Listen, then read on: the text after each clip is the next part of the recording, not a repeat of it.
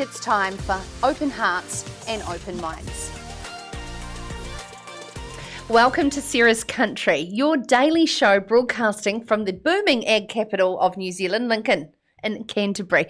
I know that will cause a bit of controversy. Into your ears and your screens wherever you choose to watch or listen to us live, Monday through Thursday from 7 o'clock, or on demand, of course, on podcast first thing in the morning. Now, I found out a great fact last night. One of our regular active live viewers here on Sarah's Country is actually in his mid-70s. And I tell you what, I actually stalked him on Instagram, and I tell you what, he'll put any 20-something-year-old to shame. Listen, never underestimate anyone, any time. David Seymour actually called Winnie a grandpa today. Did you see that? Got kicked out of Parliament. Never underestimate a boomer, eh? I'd love to hear in the comments below tonight. I want to talk about how high-tech you are if you're in your senior years, or if your elderly parents or grandparents blow you away with their adaptation to technology. I've been sitting at the Temuka sale yards with an elderly man ask me to show him how to use an iPad. It's just incredible how there has been an absolute explosion over the last decade of old elderly people consuming content like live Facebook videos like this every night. Now, my grandma, she loves a good deal. Every 6 months she rings me and asks about renewing her options for better broadband plans and what the best upload and download speed is. And she's in her late 70s. Joel, your grandparents, I mean, you're a young buck. Your grandparents, are they still with us and they're pretty up with technology? Oh, yeah. No, they're... my granny could use Photoshop before I could. She went and took a class with all of her friends, and yeah, she's... What made her want to go and learn Photoshop? She into her photography? Yeah, she's always had photos of the family, and for whenever I was growing up, she had photos of all of us, all the grandkids, in various movies and weird positions. Yeah, she just loves Photoshop, so she does. Hey, there you go. It was interesting to hear pre-lockdown how Kiwi Bank stopped doing checkbooks, but no, you didn't hear any kerfuffle about that. But then lockdown happened and people were stuck not being able to pay their power bill over the counter at the closed New Zealand post shop. There is no rhyme or reason to this, but New Zealand, we have always been an early adopter of technology. Did you know that we were one of the very first overseas companies to get Facebook? We are actually the perfect test market for tech companies.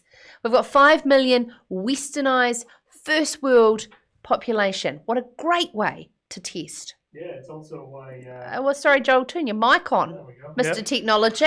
Yeah, it's also why hackers are big fans of New Zealand, because, it's just a Western market, so it is. So, like, every so often... Hackers. Yeah. Hackers, yeah.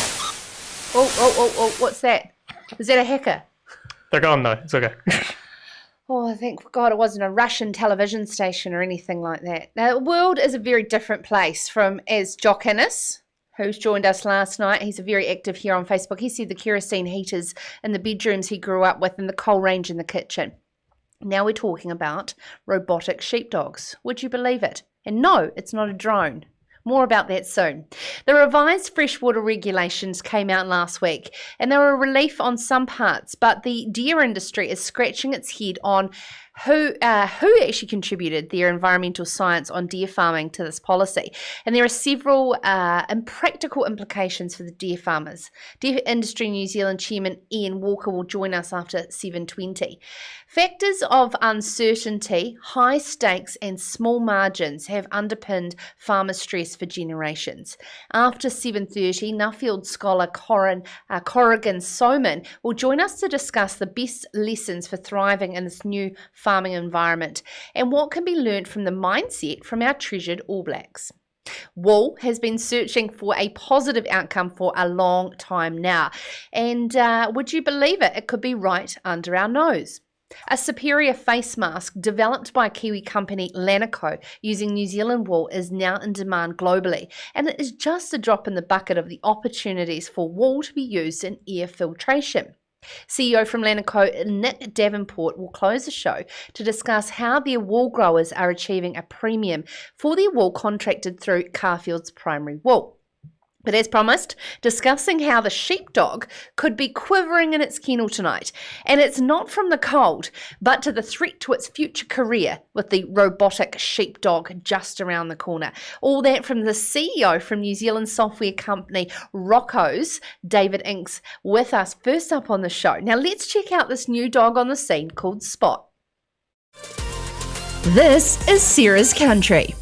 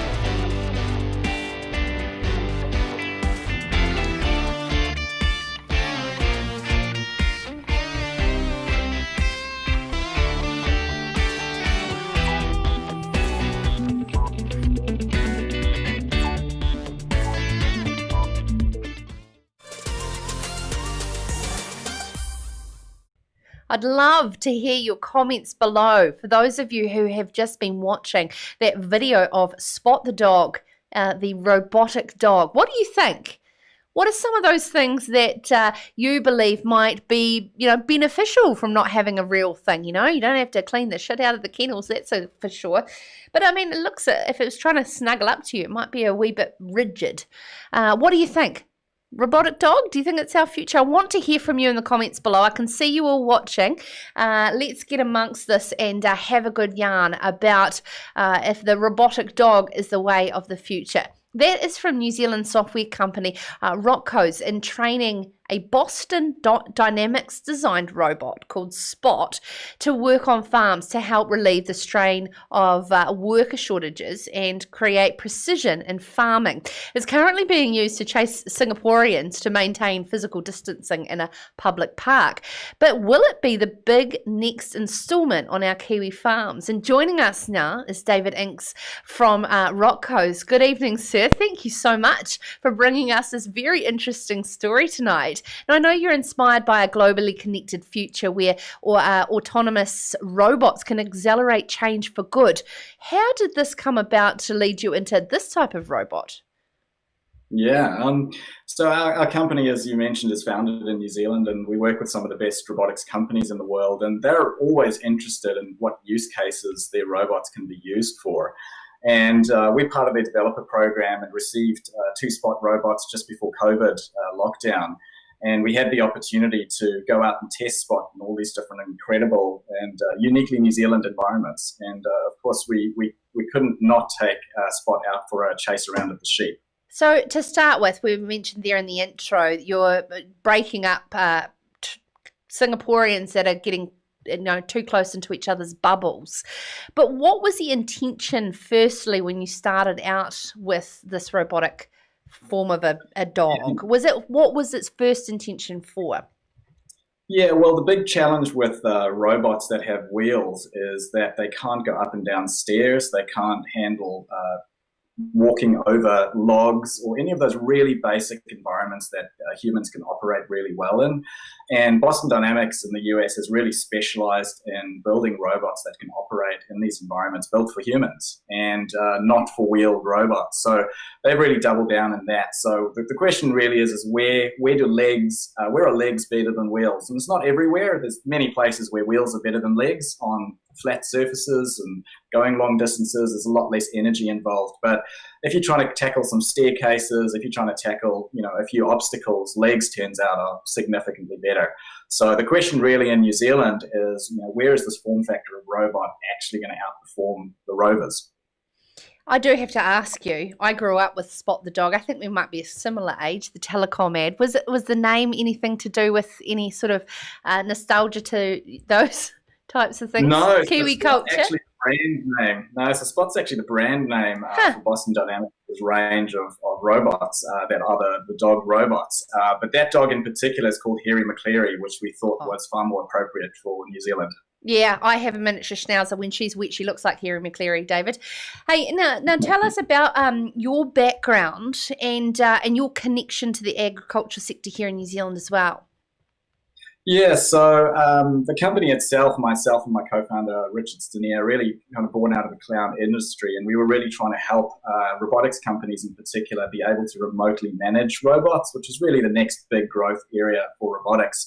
But my wife's family was from a station in Gisborne, sheep and beef station, and so we spent a lot of time in the country.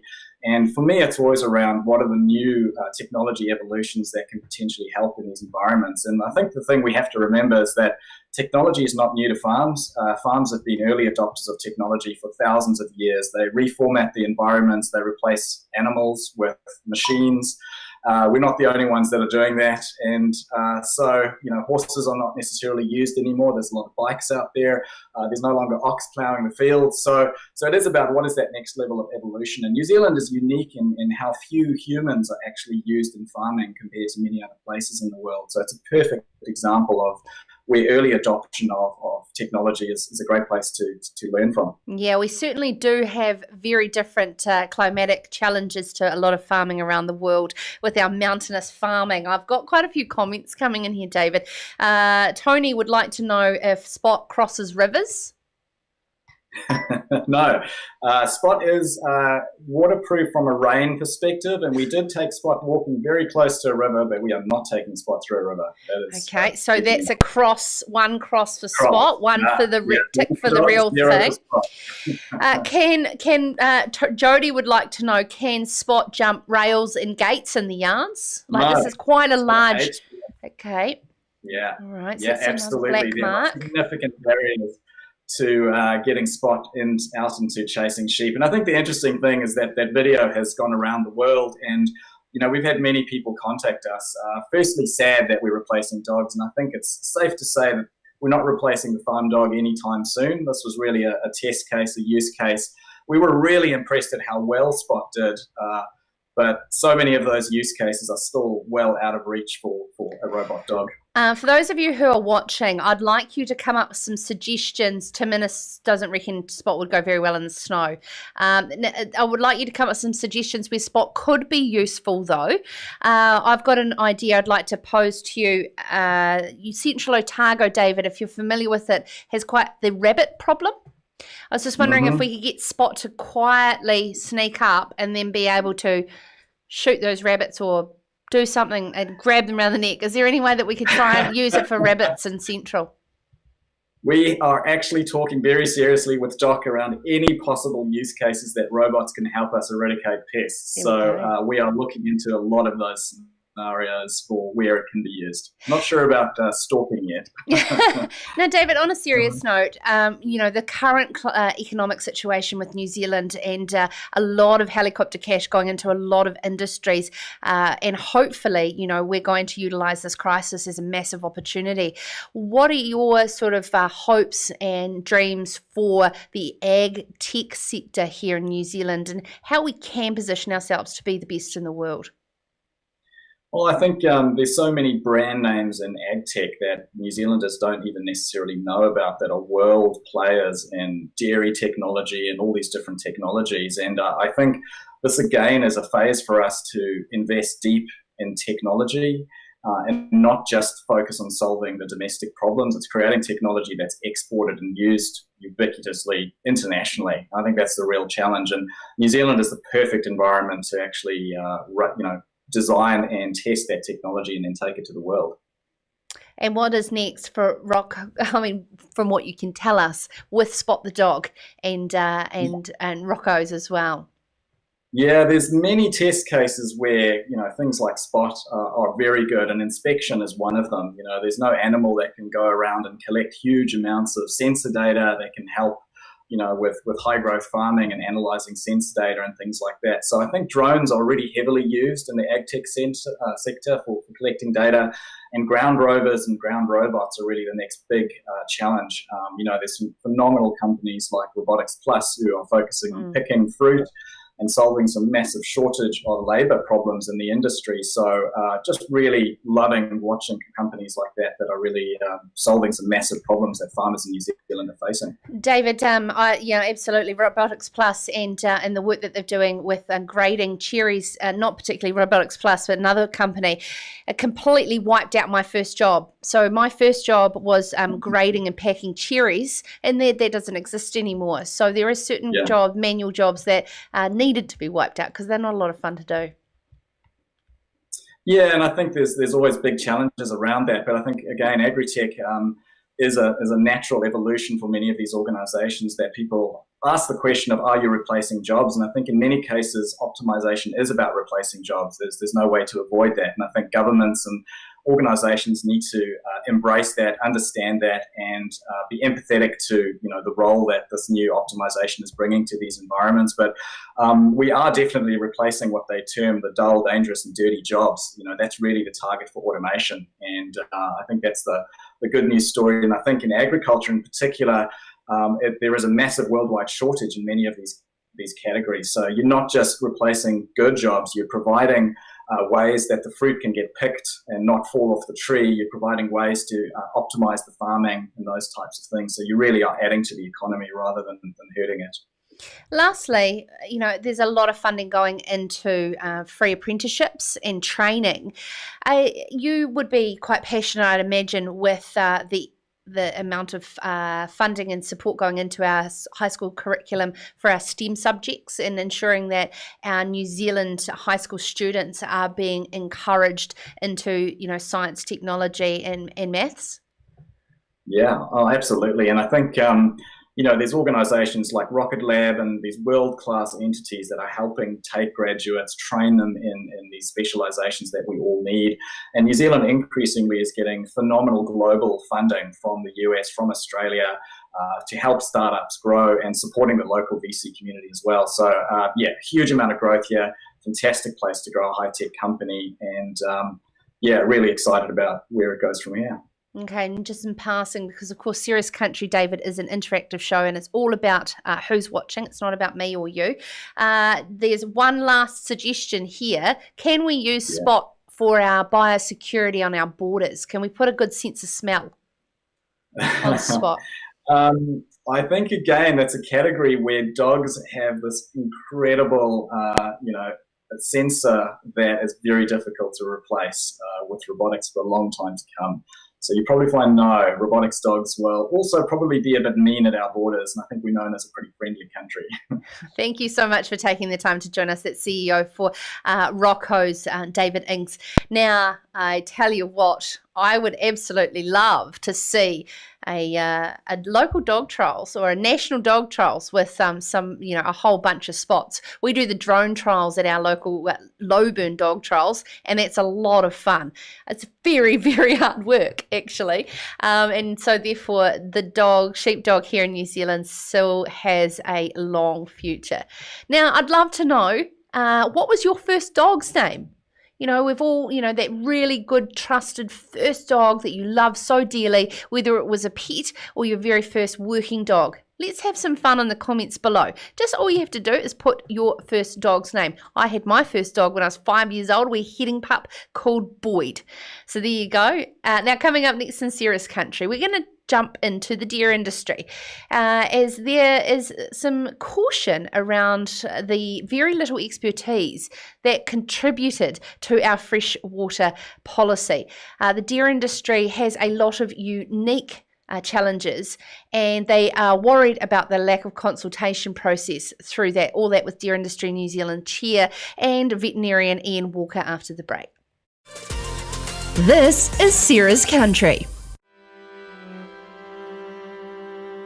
Balance has its own team of innovation specialists. It's our job to lead the way, working with some of the most cutting-edge science and research. We've got partnerships with some of the best suppliers in the world, so our farmers get the very best products for New Zealand farms. And in every region across the country, the conditions are very different, and farmers and growers' needs are too. That's why we're always looking for solutions that are just right, like here at our Huntly Service Centre. And here in Canterbury, we've got a self-service silo, so I can pick up fat when it suits me. And here in Morrinsville, we've got a world-class mill. That means that we can safely deliver our customers with the freshest, highest quality feed and minerals. It's about putting the customer first because that's what drives our business. We've been focusing on faster turnaround of orders. We've got to get the right products to the right places at the right times. Here in Taranaki, we've got New Zealand's only urea manufacturing plant. It's where we create our premium sustained fertiliser. We're supplying nationwide and working locally. By getting to know you and what you want to achieve, we can help you get there. And with the new My Balance platform, Balance has put my farm at my fingertips. In fact, we offer support in all sorts of ways, sharing the best nutrition practice with farming families across the country. Whether we're talking about animal health, farm productivity, or looking after our natural environment, sustainability underpins everything we do. We use our local expertise and the latest tools to help farmers and growers navigate the changing regulations, so you can leave your farm in great shape for the future. And we can be really accurate, avoiding areas like wetlands and waterways with our award-winning Spread Smart tech. It makes the job far safer, more efficient, and gives you the best results. When you've got access to that kind of know-how, you've got the support you need to make sure you're farming sustainably. It's that kind of thinking that'll keep us going for generations to come. Together creating the best soil and feed on earth.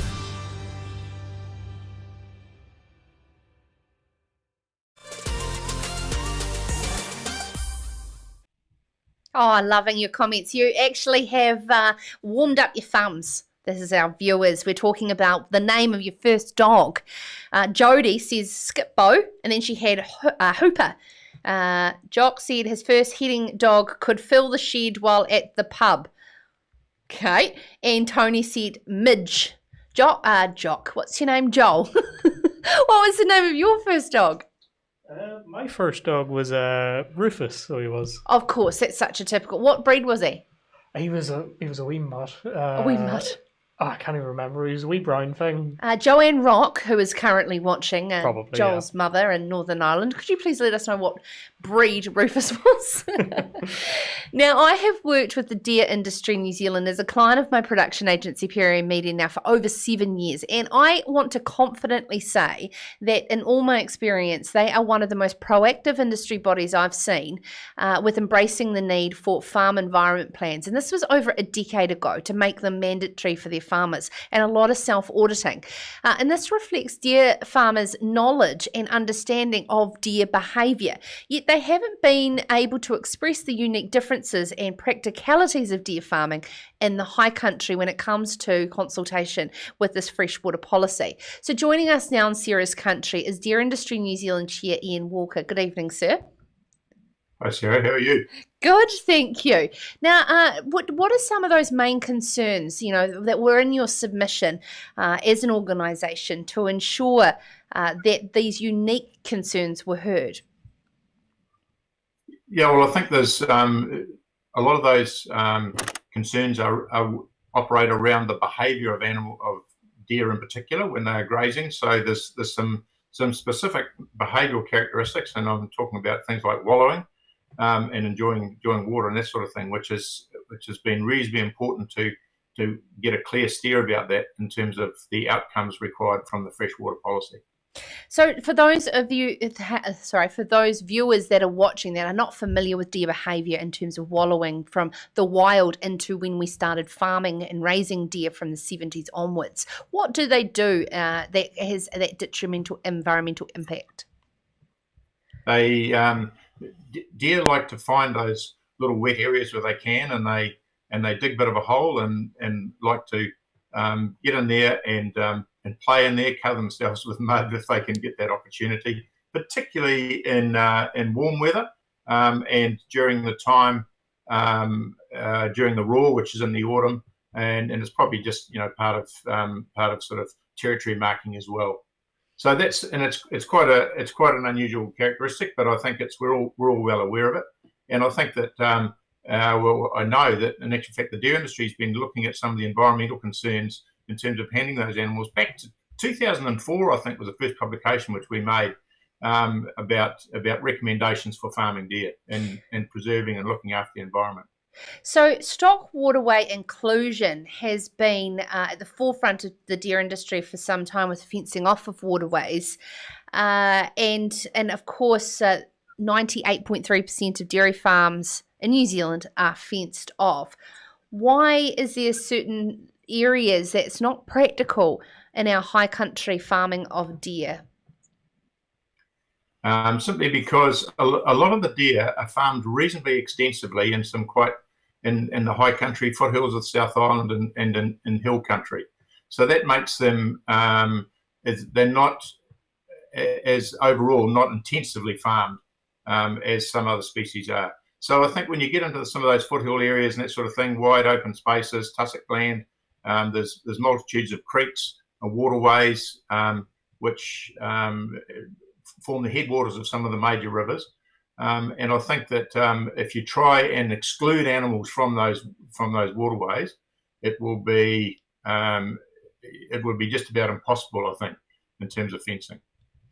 Deer Industry New Zealand is, of course, I imagine, in support of the need for a freshwater policy and being a part of a catchment in a community. Yeah, definitely. I think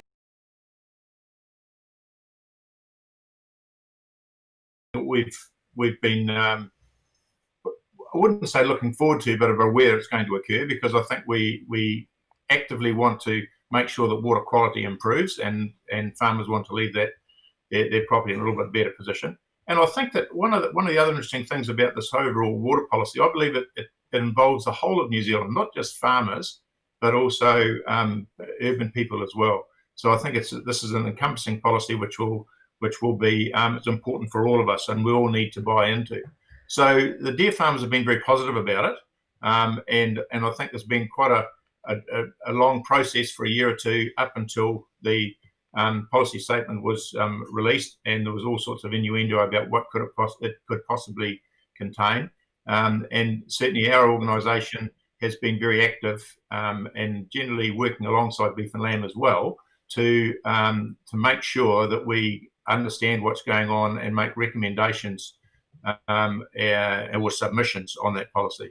Yeah, and that's there's 22 reports that Minister David Parker took into account, as well as the 17,500 submissions.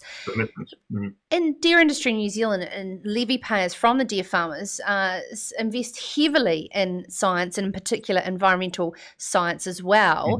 Was your voices heard, do you feel? We like to think it was heard, and certainly some of the changes that have, or recommendations that have been made actually answer some of the concerns that we raised as an industry. So, and I think that the submissions in general, there were some consistent themes, as I understand, but we were quite pleased that some of the particular aspects have been taken into account and have given us a bit of space. And I think that the other really important thing, Sarah, at the moment is that because there's been so much speculation about what it may entail, and whereas now we've got some certainty. There's a point. We just got to wait now for the detail to become available. So the regulations are going to be written, and as I understand, they're being written at the moment, and then we'll know exactly what's in that policy statement. And as an organisation, Ian, to show that leadership, to be able to bring all farmers on board together collectively around this policy, what will your organisation be doing to encourage better environmental practices? Yeah, well, there's a couple of things that have been occurring for some time, which you sort of referred to earlier on. We've aspired to having all deer farmers having farm environment plans, which is just a record of some of the environmental challenges and key points on their farms, and actually have a plan towards mitigating those risks. And so that was, as a policy for Deer Industry New Zealand, was just over 2 years ago. We decided we wanted to get everybody to have those to have those farm environment plans. So I think that's been really good. The other thing is that we've engaged with quite actively with some science projects with ag research, and even at the moment, I think we're about halfway through a major project where, as I recall, I think there's 10 properties throughout New Zealand where there's intense monitoring of the streams coming from those properties, which, you know, looking at the E. coli and the nutrients and all that sort of thing, and the water quality characteristics, and trying to get a link between the outputs that we can measure and the behaviour and the farming intensity and practices on those particular properties. So that'll be particularly good, and those outcomes, because after all, we're really interested in the science of what we need to do rather than perception, because perception is not always backed by some decent facts. Well, we certainly discussed that last night with Federated Farmers Bernadette Hunt with regards to Southland's anti-wintering grazing campaign. So a lot of challenges, and thank you so much for all your work. Before you step away, we're talking about dogs and our first dogs, and we value and love our dogs in rural New Zealand. What was your very first dog, Ian?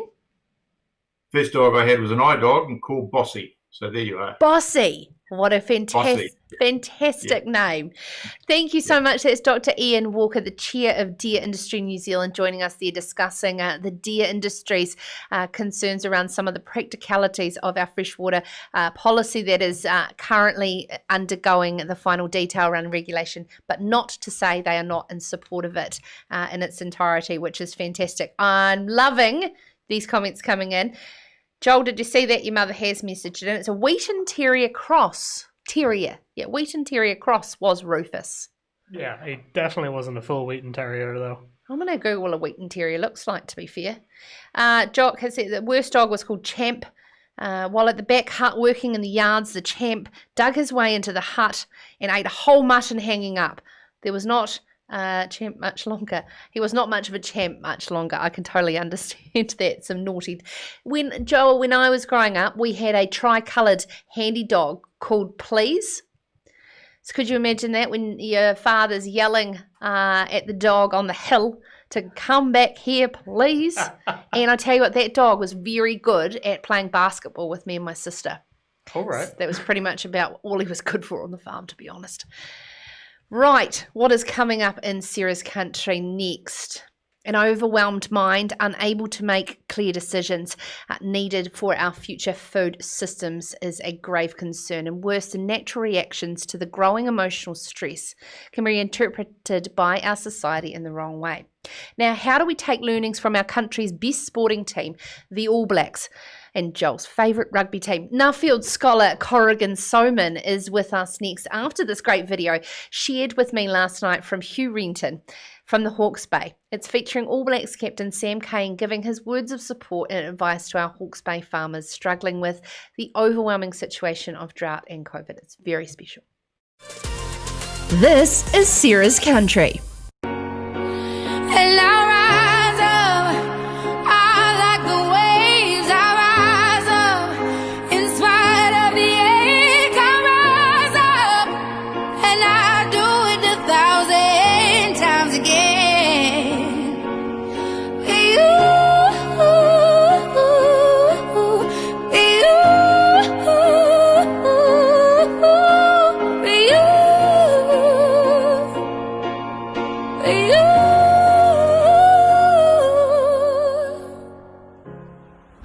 Hey Hawke's Bay farmers, farming community and everyone associated with farming.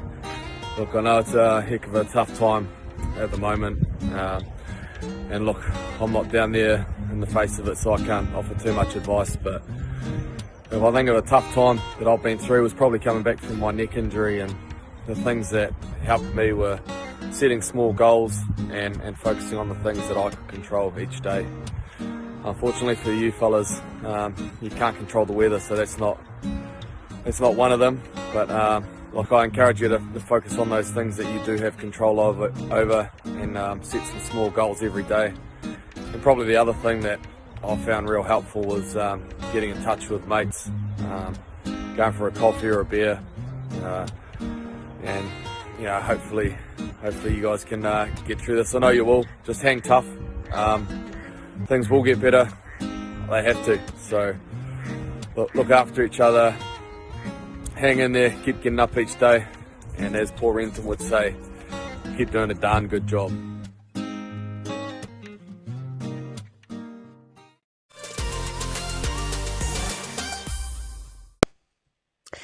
Now, farmers are under increasing pressure. We certainly know that. And as these changes in society, technology and climate leave them questioning their role as the producers of our food. And it is very worrying. The challenges are in making the right decisions for their own well-being and producing food that modern consumers demand. All of this demand on them all at once, and is that overwhelm that we spoke about. Now, joining us now to discuss his 2019 Leftfield Scholar Report after he spoke this week with Farmers Weekly journalist Richard Rennie. You can get the full story now online, is Corrigan Soman. Welcome to Sarah's Country, out of a dairy shed in Golden Bay. Yeah, hi Sarah, how are you? Fantastic. Thank you so much for taking the time to join us tonight.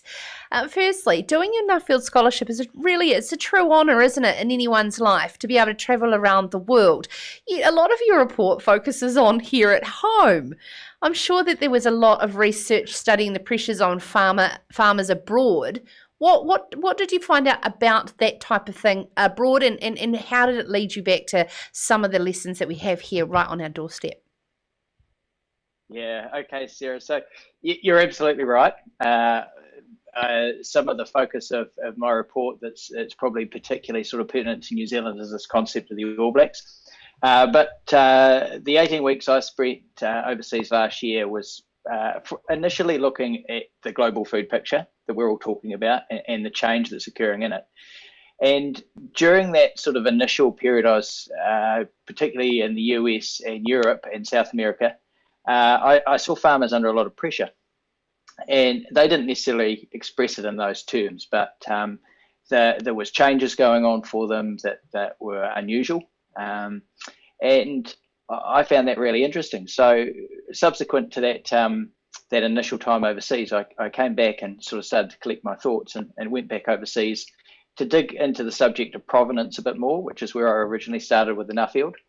And as I explored that subject, I found frustrated and sometimes angry farmers in interviews, and I was really interested in why they were feeling like they were feeling. And in an interview with an Leftfield scholar actually in Ireland, Bill O'Keefe, he referenced the All Blacks book called Legacy by James Kerr.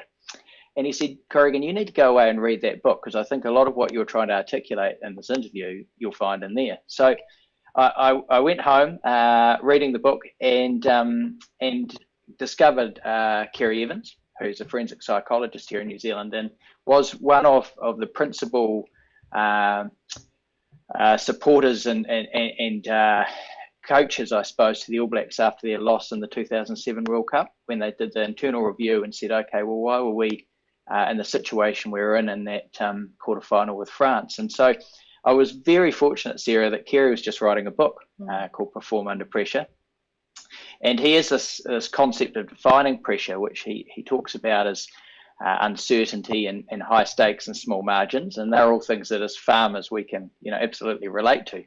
And then he brings in this concept of judgment, which I think is very real. And your show mentions that quite regularly with some of the people you interview. And he also talks about fast change. And if there's anything that we've all witnessed in the last sort of 10 to 12 weeks across the world is fast change. So Kerry's definition of pressure gave me a foundation to then get back out globally and try and unpick that. And I headed to the US for a start, thinking, well, 325 million people, a couple of million farmers, massive food industry, they're going to have some good knowledge on farmer psychology. I didn't find much. And actually, I didn't find a lot on farmer psychology in the world. And the power, I suppose, of Kerry's book is it constantly kept bringing me back to something that I could relate to and that I thought New Zealand farmers would be able to relate to. And really what I was trying to say is that while there's a lot of issues across the world and pressure in agriculture, it's the issues here at home around pressure that are particularly important. So yeah, that's the background. Fantastic. Thank you so much for going down this path. It's something that is a huge untalked about part of our sector. Rural mental health has certainly got a lot of attraction over the last 5 years, of course, with John Kirwan and Doug Avery in leading forward. But I mean, where forward can we ensure that some of these key lessons can become part of our general farming conversations in terms of looking after ourselves to look after others? You know, the old put your face mask on first before you put anybody else's on. Yeah, so the problem I've been trying to explore, Sarah, is I thought when I started out on the Nuffield Scholarship was a technical problem around, as I mentioned earlier, around provenance and how we sell our food. And what I quickly discovered, and a number of my colleagues that were also Nuffield Scholars last year also identified, is that the social problems were actually the real issues. And so we're starting to unpick the social problem, but the goal with my report was to try and explore what is that interface between the technical problems we have, like water quality, like how do we move ourselves up the value chain, like how do we deal with the social license challenges that we have, with the social interface of how do we feel as a farmer, particularly when we're being judged and someone doesn't have all the facts. How does that, what situation does that put our family in, perhaps one that might have been in the district for a long time and have a representation, a role as part of the community and a reputation, and suddenly we don't feel we have that identity. And that issue is global.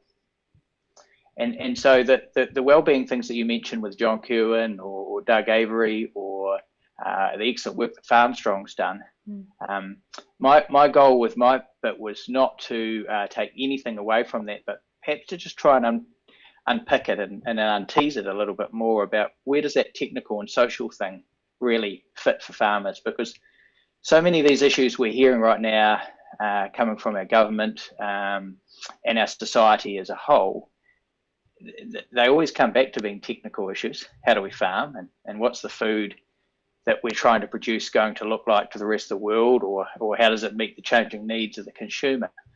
But the reality is, at the foundation of where that food came from and where our sector is as a person, and that if we really want to make change in a way that's constructive both for New Zealand food as a whole, but also for the people that are part of our communities, then we've got to focus around wellbeing first. Yeah.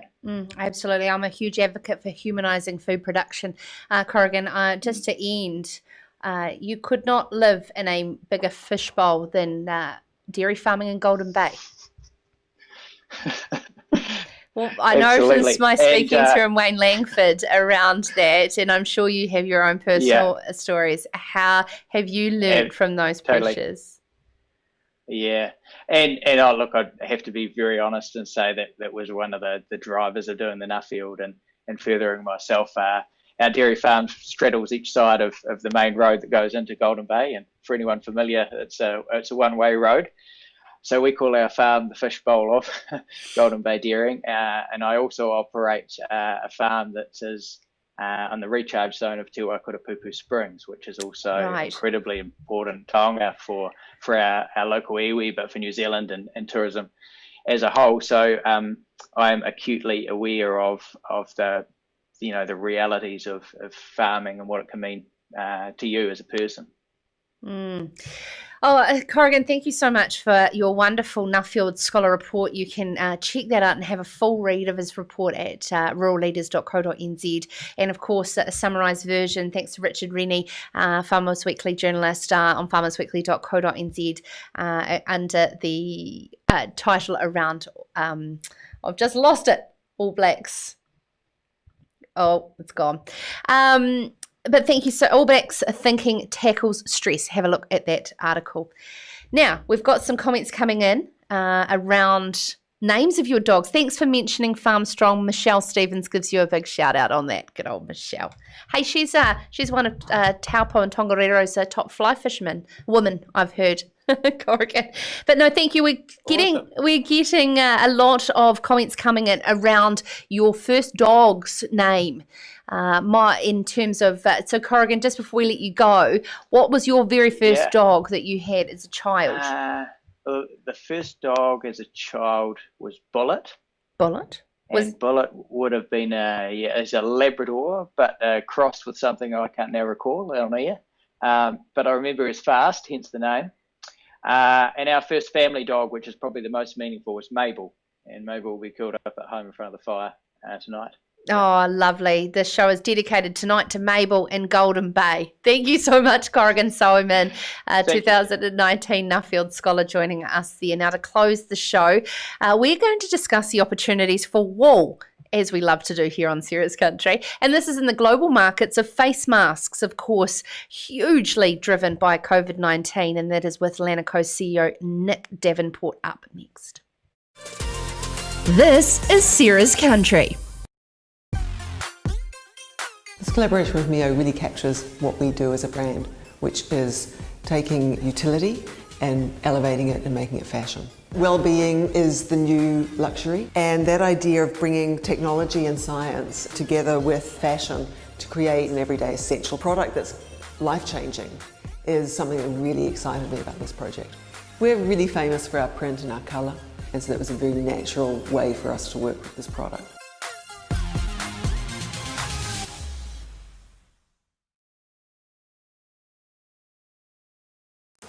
Really pleased we got into this. Thanks for your help, Dave. It's a good idea, honey. You reckon it'll come out? Cover it in talcum powder, leave it 10 minutes, you'll be fine. Good call, Dave.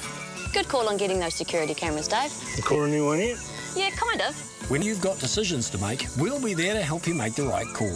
I'd go for those ones, Bob. Yeah, good call. Did you choose these? Oh, you know. For great advice and insurance, talk to FMG.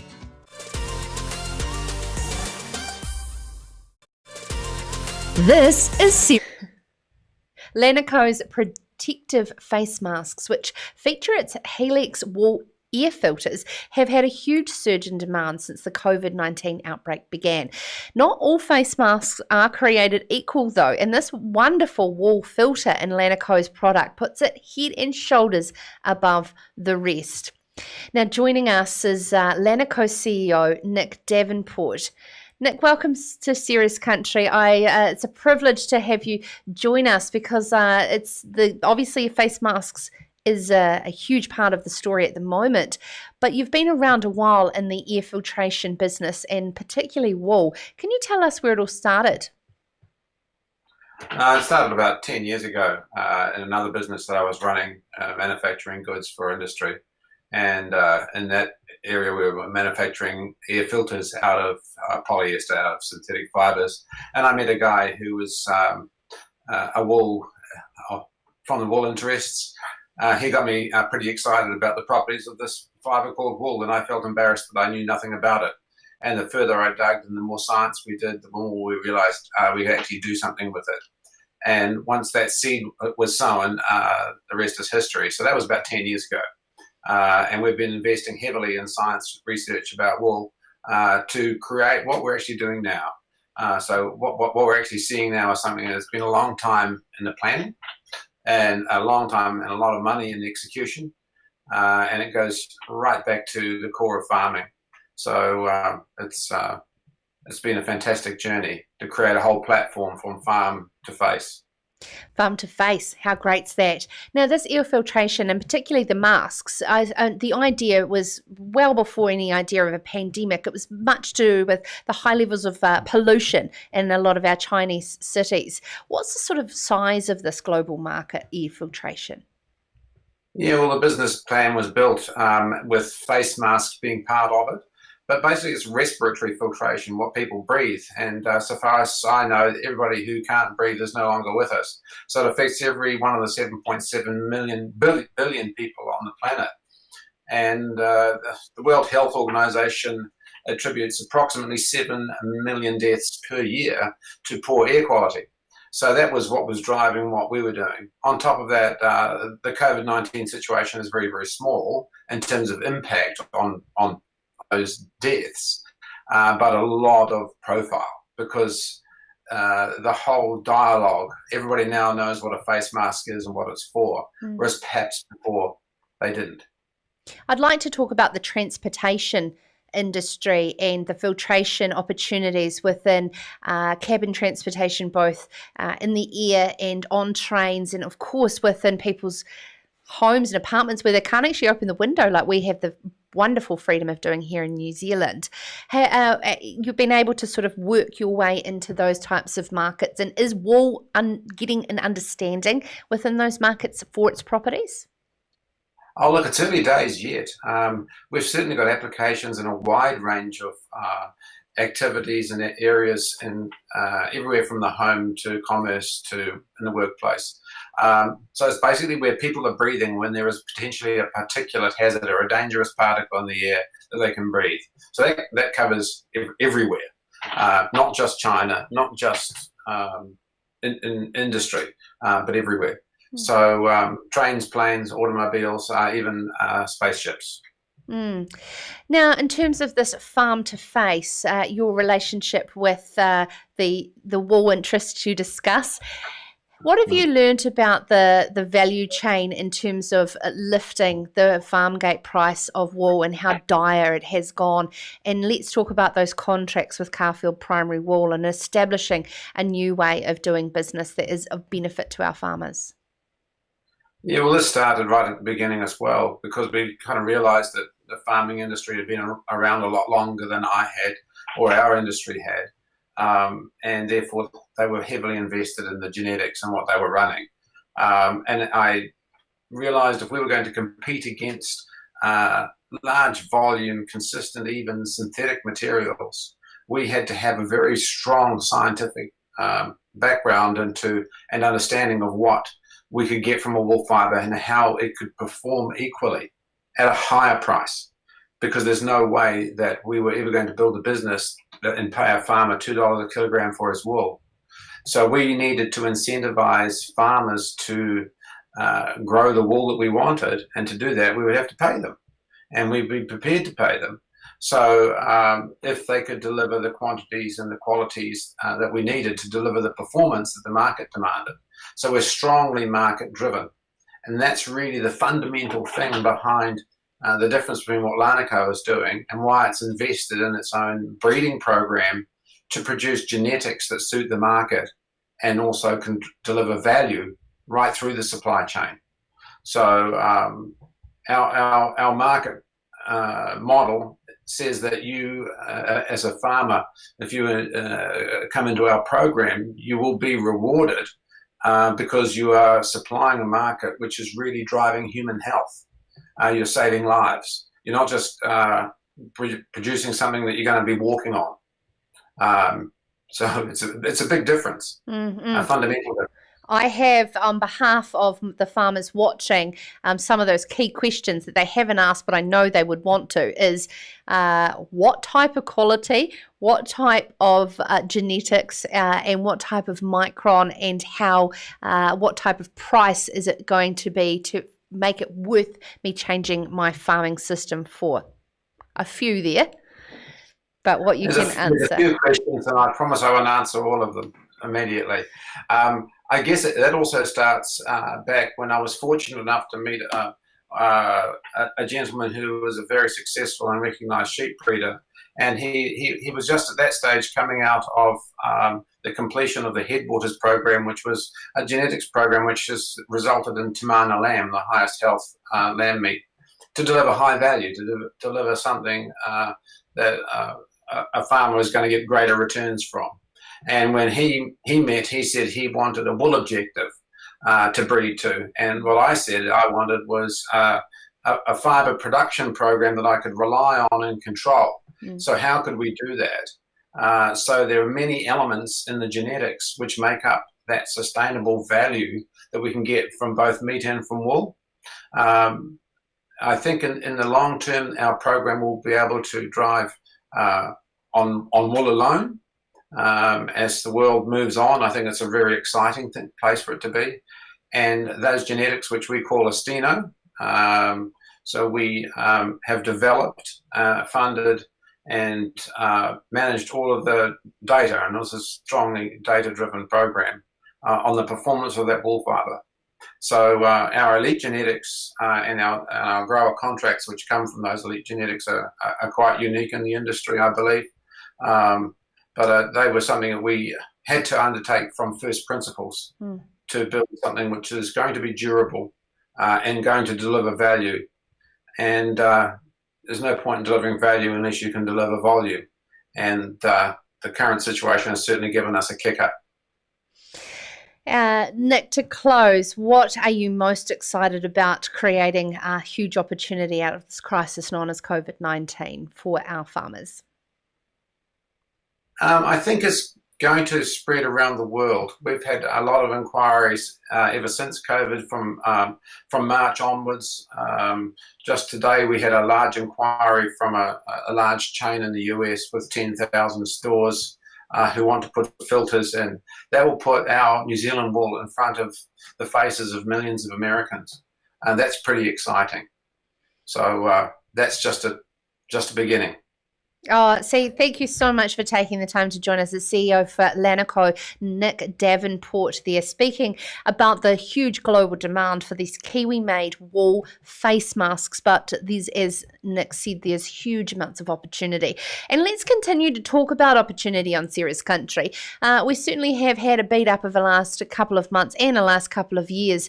So let's look and just explore all of these great initiatives that are going to make a real flow-on effect not only for our sector but flow on for our recovering economy here in New Zealand, which is hanging the hat on our primary sector exports. I'd love if you've got some really fantastic innovations that you know of to send me an email, because let's get them on the show and let's actually have hope, because you know what? My mum says hope is the last thing that dies.